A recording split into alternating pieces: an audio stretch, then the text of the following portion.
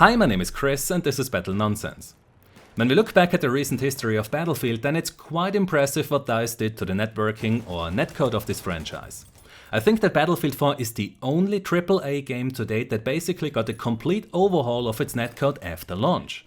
And that rework was a pretty big deal, as the developers did not only make it more efficient by introducing smart bandwidth saving mechanics, they also went from the fixed asymmetric 30 and 10 Hz update rates to a system that can run at any update rate and any tick rate, like 120 Hz. Besides enhancing the performance, DICE also worked on mitigating the issue where players with a low ping dive far behind cover, and they also separated their lag compensation for infantry combat and vehicle combat in order to address the dusting issue during dogfights. If you want to know more about the work that DICE put into this massive rework of Battlefield 4's netcode, then you can find many videos here on my channel where I tested and explained the changes as DICE was testing them in the CTE or community test environment. But DICE didn't stop improving their netcode after Battlefield 4. They continued to optimize it further for Battlefield 1, where they also introduced new interesting features like the lag compensation threshold, which is a new mechanic that limits how far behind cover a player will receive damage, while not preventing anyone from playing the game, which a region lock or ping limiter would.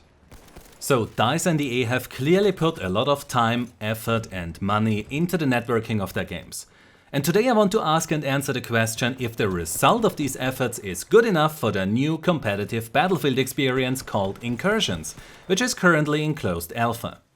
Now, since I already did the netcode analysis of Battlefield 1, an explanation of the network graph, the network performance icons and the lag compensation threshold mechanic, I won't explain all the basics again in this video as I want to keep it short and focused on Incursions.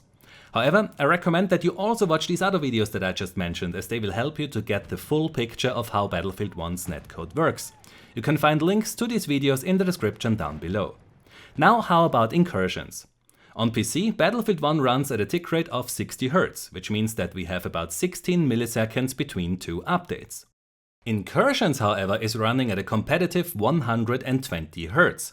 And at that rate we have just about 8 milliseconds between two updates, which means that the delay between these two updates is cut in half. But Incursions does not only receive but also send 120 updates per second. This means that we get a total delay decrease of up to 16.66 milliseconds. And so in example, hit markers show up faster and the game just feels more responsive overall. However, in order to get the most out of that high tick rate, you will also need a monitor that supports display refresh rates of at least 120 Hz, and you have to run the game at a frame rate of at least 120 frames per second. You can still play Incursions on a 60 Hz monitor at something like 80 FPS, but you won't get the full benefit of the 120 Hz tick and update rates then. So the delay reduction of up to 16 milliseconds is what we get in theory by just increasing the tick rate. But DICE also did a few more tweaks since my last test, and we must also consider the smaller scale of Incursions. So let's find out what delay two players experience when they play on the same 120 Hz Battlefield Incursions server. When I tested Battlefield 1 the last time, I measured an average damage delay of 63.5 milliseconds, an average gunfire delay of 62.5 milliseconds, and an average movement delay of 68 milliseconds.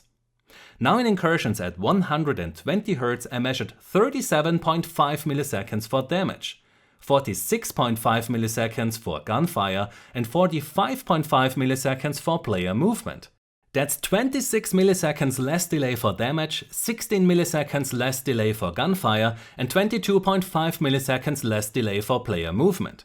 So these results do exceed my expectations, as the damage and player movement delays were reduced by more than 16 milliseconds, which is most likely a result of the optimizations and the smaller scale of Incursions. When we then compare these results to those from other competitive games like CSGO at 128 ticks, Overwatch, Call of Duty World War II and Rainbow Six Siege, then I think Incursions performs very well, especially when you consider that it has destruction, vehicles and uses physics simulations for its projectile-based guns instead of simple hit scan. It also makes me wish that Overwatch and Rainbow Six Siege would use 120 Hz in ranked, but that's a different story. Now, when you increase the tick as well as the update rates of a game, then this also affects how much bandwidth it needs and how much traffic it generates. After I played the closed alpha of Battlefield Incursions for 1 hour, the game client uploaded 69.14 megabytes of data to the server and received 51.66 megabytes of data from the server. So if your internet connection is able to up and download that amount of data in 1 hour, then you should not have a problem playing Incursions. Also, please be aware that what you see here is not a ranking nor a rating. I just want to show you how much or little traffic is generated by today's multiplayer games. Now, as I mentioned earlier, DICE implemented a pretty interesting feature in Battlefield 1 which aims to mitigate the issue where players with a stable and low latency connection to the server receive damage far behind cover when they get shot by a player who has a bad connection to the server.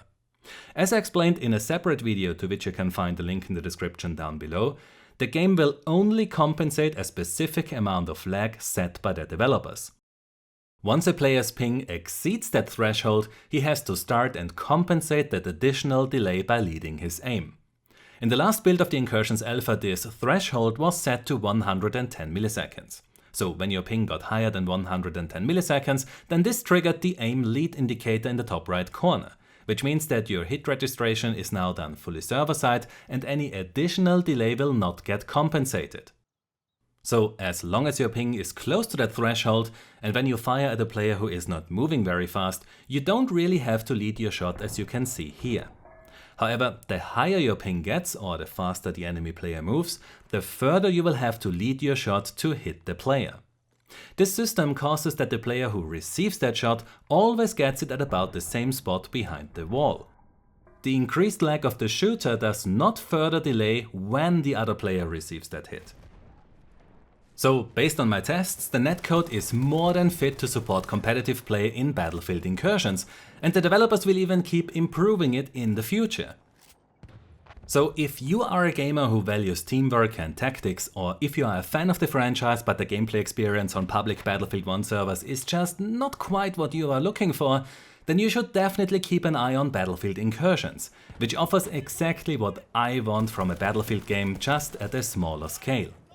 If you want to participate in the closed alpha and help DICE to build this new competitive gameplay experience, then you should join the conversation on Reddit.